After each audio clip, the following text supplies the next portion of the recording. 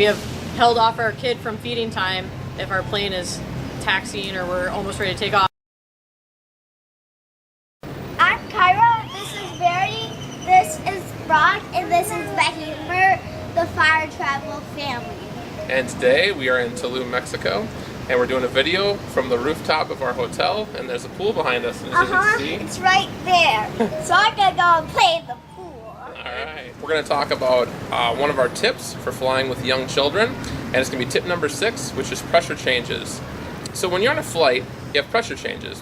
The thing is, when you're at sea level, you have 1 atmosphere pressure. When you're on a flight, the pressure changes because you're going up into the air.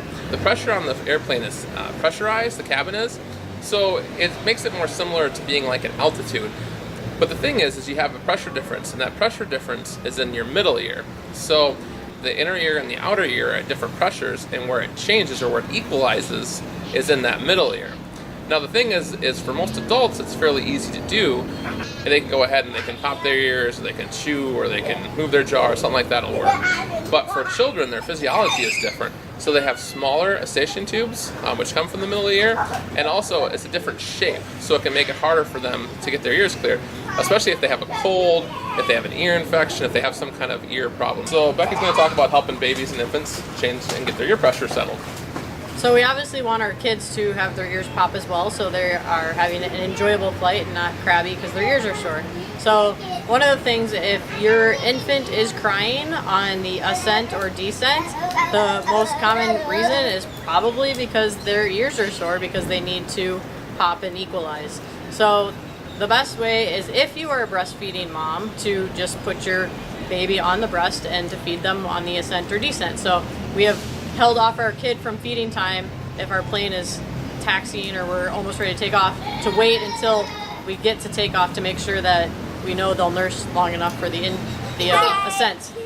So then we also, on the descent, you'll want to do the same thing. So for example, we've had a mom that behind us before that I noticed nursed at different points on the flight, and then the descent her kid was starting to get a little whiny and she just didn't know what to do, and I said, hey, just put her on and breastfeed because she probably just needs to equalize ears. Put her on, kid was happy. Hi!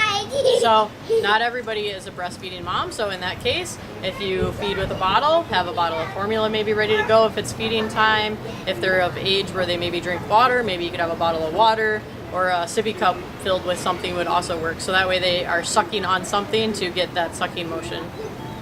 So as far as preschoolers or other kids, toddlers and like that, the same thing can apply. Sippy cups or bottles can both work. Our go-to is gummies. The reason we use this is the chewing motion helps the kids' ears to pop. For us, it's worked 100% of the time. In fact, Kyra loves it so much that she goes ahead and she tells other people when she's flying, I love the flight because I get gummies. That's because she only gets 1 sweet a day, so she's very excited to get that extra sweet on both the takeoff and the landing. When you have the gummies, you have to think about when you're giving them to the kids. You don't want to give them too early. And then the other part is you need to ration out the gummies. So you want to make sure that you don't give them all right as you're starting the ascent or the descent.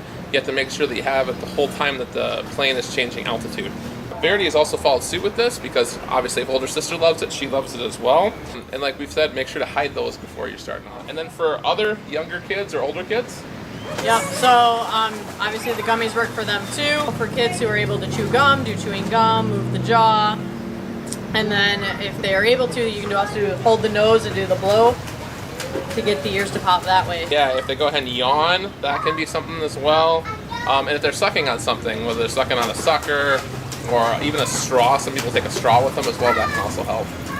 So that's adjusting to air pressure changes on flights.